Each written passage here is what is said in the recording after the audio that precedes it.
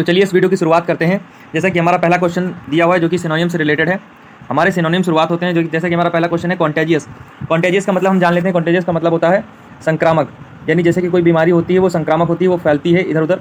Infectious इसका synonym होता है, लेकिन यहाँ पर हमें सिनोनिम बताना है तो जो कि इन्फेक्शियस यहाँ पर दे नहीं रखा है, इसलिए ऑप्शन डी राइट हो जाएगा, जिसका मतलब होता है कैचिंग। और अगर हम अगले मीनिंग और अलग मीनिंग की बात कर लेते हैं, जैसे कि एरोगेंट दिया हुआ है। एरोगेंट का मतलब होता है घमंडी टाइप का व्यक्ति, जैसे कंसाइटेड, इसका सिनोनिम है कंसाइटेड। अगला है डिसरेस्पेक्टफुल, तो आप इसका तो समझते हैं, रेस्पेक्टफुल का एंटोनिम है। और सार्केस्टिक का मतलब होता है निंदा से भरा हुआ, मतलब जिस निंदा से भरा हुआ है, जिसका हम सिनोनिम बोल सकते हैं विट्रियोलिक। विट्रियोलिक। अगला देखते हैं, जैसा कि अगला दिया हुआ है हमारा डायनेमिक। डायनेमिक का तो आप जानते होंगे, डायनेमिक का मतलब होता है गतिशील।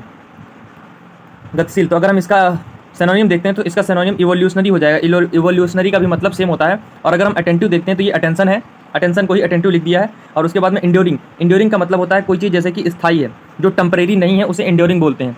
तो और जो जेलस दिया हो, जेलस का मतलब तो आप समझते हैं घृणा होता है। घृणा मतलब एवर्जन, एवर्जन, हेट, हॉस्टिलिटी, इसके सिनोनिम हो जाएंगे जेलस के। तो हमारा ऑप्शन नंबर इसका सी राइट होगा। अगला देखते हैं, अगला दिया हुआ है लेमेंटिंग। लेमेंटिंग का मतलब होता है विलाप करना, जैसे कि कोई खत्म हो जाता है तो हम उसका विलाप करते हैं, तो उसी तरीके से विलाप करना या रोना पीटना। तो इसका सिनोनिम हो जाएगा ऑप्शन नंबर बी, बिमोनिंग। बिमोनिंग का भी सेम मतलब होता है। और सेलिब्रेटिंग तो आप समझते ही हैं। और ब्लेम मतलब ब्लेम लगाना, मेकिंग मतलब किसी चीज़ को बनाना या निर्माण करना।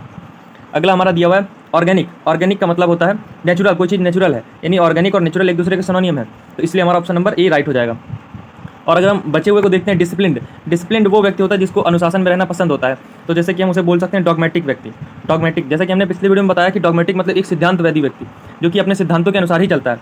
तो ये हमारा ऑप्शन नंबर मतलब डी का मतलब होता जाएगा अनुशासन प्रिय।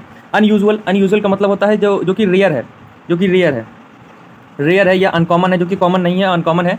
और इसी के साथ साथ एक और होता है इसका सिनोनिम जिसे बोलते हैं एबनॉर्मल। और स्पीडी, स्पीडी का मतलब होता है जैसे कि फास्ट, स्पीड वाला, फास्ट। इंटेंस, इंटेंस डिज़ायर आपने सुनी होगी, उसी तरीके से इंटेंस, बहुत बहुत तीव्र इच्छा। अगला दिया हुआ है ओरेटोरी। ओरेटोरी का मतलब होता है भाषण कला, मतलब जिसकी व्यक्ति की भाषण कला बहुत अच्छी होती है, जैसे कि मोदी जी हैं, उनकी भाषण कला बहुत ही अच्छी है, तो इसका सिनोनिम हो जाएगा इलोक्वेंस। इलोक्वेंस, भाषण कला जिसकी बहुत ही अच्छी है। और जैसे कि हम देखते हैं डिसाइड। डिसाइड का मतलब होता है छल करना, छल, यानी किसी को धोखा देना, तो उसको हम बोल सकते हैं चीट। इसका हो जाएगा सिनोनिम चीट, डिसेप्शन, डिसेप्शन। ऐसे हो जाएगा ब्लफ। आपने ब्लफ तो सुना ही होगा, ब्लफिंग कर रहे हो, तो ये ब्लफ। और हम देखते हैं अगला जो कि लुक्स है। लुक्स तो समझते हैं नोबेलिटी। नोबेलिटी का मतलब होता है ग्रेटनेस, नोबल पर्सन, ग्रेटनेस। अगला देखते हैं हम अपना, जैसा कि दिया हुआ पेट्रॉन। पेट्रॉन का मतलब होता है संरक्षक।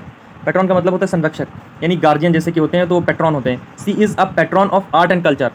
तो इसका हम अगर सिनोनिम देखते हैं तो इसका सिनोनिम हो जाएगा बैकर, यानी ऑप्शन डी, यानी सपोर्टर, जिसको हम और सिनोनिम अगर लिखते हैं तो इसका सपोर्टर भी हो जाता है, गार्जियन भी हो जाता है, ऑक्सिलरी हो जाता है, और हेल्पर भी हो जाता है, ऐसे ही। तो फिर जो पहला दिया एंटरप्रेन्योर, इसका मतलब होता है बिजनेस वाला व्यक्ति, व्यवसाय जिसने किया। एडमायरर, प्रशंसा करने वाला, क्रिटिक, आलोचना करने वाला व्यक्ति, तो इसका ऑप्शन नंबर डी राइट हो जाएगा। अगला देखते हैं एरोगेंस। एरोगेंस जैसा कि अभी हमने बात की, एरोगेंस का मतलब होता है कंसाइटेड व्यक्ति, कंसाइटेड, कंसाइटेड, कंसाइटेड यानी घमंडी व्यक्ति, तो इसका ऑप्शन नंबर सी राइट हो जाएगा, सिनोनिम हो जाएगा इसका। तो इसके साथ साथ में अगर एक आधे और सिनोनिम की बात करते हैं तो जैसे होता है हॉटीनेस, HAU हॉटीनेस, GHTINES, हॉटीनेस, एरोगेंट। तो अगला देखते हैं, जैसे कि कंसर्न दिया है। कंसर्न का मतलब होता है जो व्यक्ति चिंतित है किसी चीज़ को लेकर के।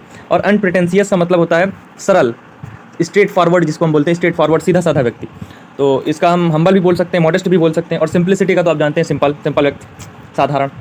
रिकॉनेसेंस, रिकॉनेसेंस का मतलब होता है एक परीक्षण, यानी इन्वेस्टिगेशन जिसे बोलते हैं। इसका ऑप्शन नंबर सी राइट हो जाएगा। और हम देखते हैं अगले जो बचे हुए हैं, रिवैल्यूएशन का मतलब होता है पुनर्मूल्यांकन, जैसे कि किसी वस्तु का मूल्य तय कर दिया गया, उसका फिर दोबारा मूल्य तय किया जाए। ऐसे ही रेटिफिकेशन, रेटिफिकेशन का मतलब होता है समर्थन, मीन्स समर्थन, ये हम लोगों का नॉर्मल वाला समर्थन नहीं, ये ऑफिशियल समर्थन, ऑफिशियल सपोर्ट, ऑफिशियल सपोर्ट।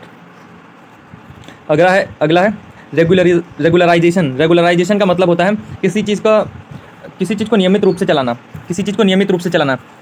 तो अगला देखते हैं, my daughter is my replica. Replica को तो आप समझ ही रहेंगे, रेप्लिका का मतलब होता है उसी तरीके की सेम, नकल, यानी कॉपी कर देना। तो इसका ऑप्शन बी हो जाएगा राइट, क्लोन। प्राइड तो समझते हैं लव, प्राइड मीन्स वही घमंड, लव प्यार, ओरिजिनल का रियल।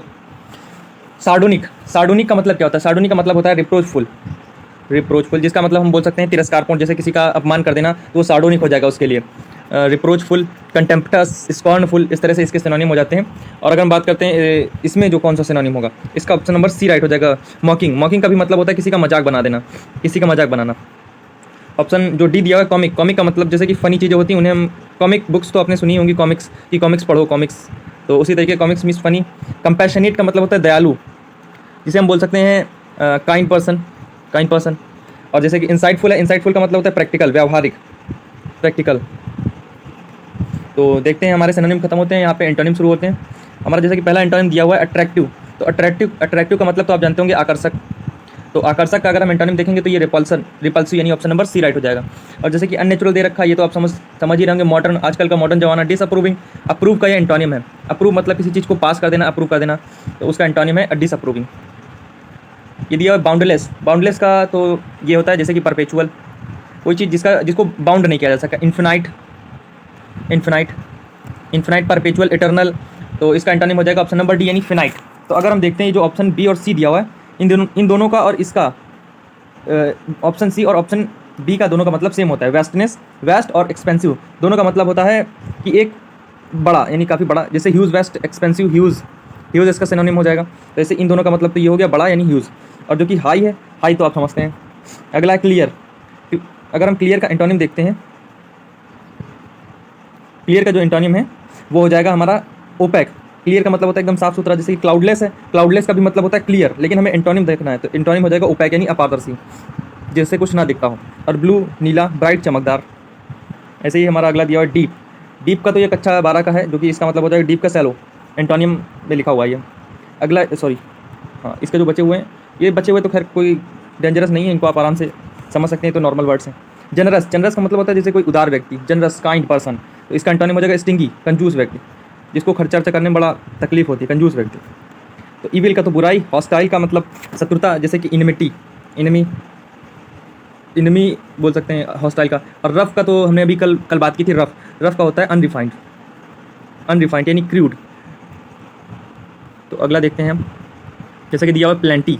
प्लेंटी का मतलब तो आप जानते होंगे, प्लेंटी मतलब किसी चीज़ की प्रचुरता, प्रचुर मात्रा में उपलब्ध है, इनफ हो जो चीज़, तो उसे हम प्लेंटी बोलते हैं। तो एंटोनिम अगर देखेंगे तो एंटोनिम हो जाएगा स्कार्सिटी। स्कार्सिटी मतलब किसी चीज़ की कमी हो जाना।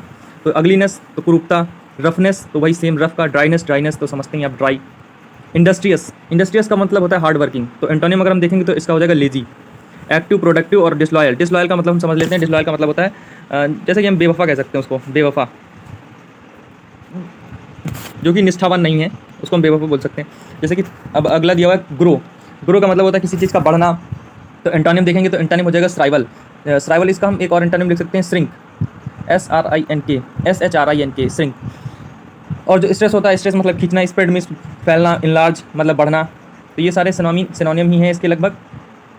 और जो हमारा रेयरली है, तो ये रेयरली वर्ड है, जब आया था ना तो इस समय इसको कई लोगों ने गलत किया हुआ था। रेयरली का मतलब होता है शायद ही, शायद ही, शायद ही कभी। तो अगर हम इसके एंटोनिम के लिए जाएंगे तो एंटोनिम हो जाएगा ऑप्शन नंबर डी, फ्रिक्वेंटली। जबकि मैक्सिमम लोगों ने ऑलवेज लगाया था, तो जो एंटोनिम है ऑलवेज का वो नेवर होगा, ना कि रेयरली का एंटोनिम होगा। तो हमारा ऑप्शन नंबर डी राइट हो जाएगा।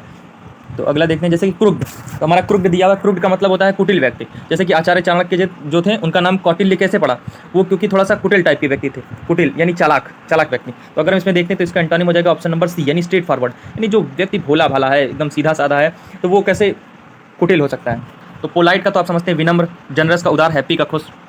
तो यहाँ पर हमारे एंटोनिम और सिनोनिम समाप्त होते हैं।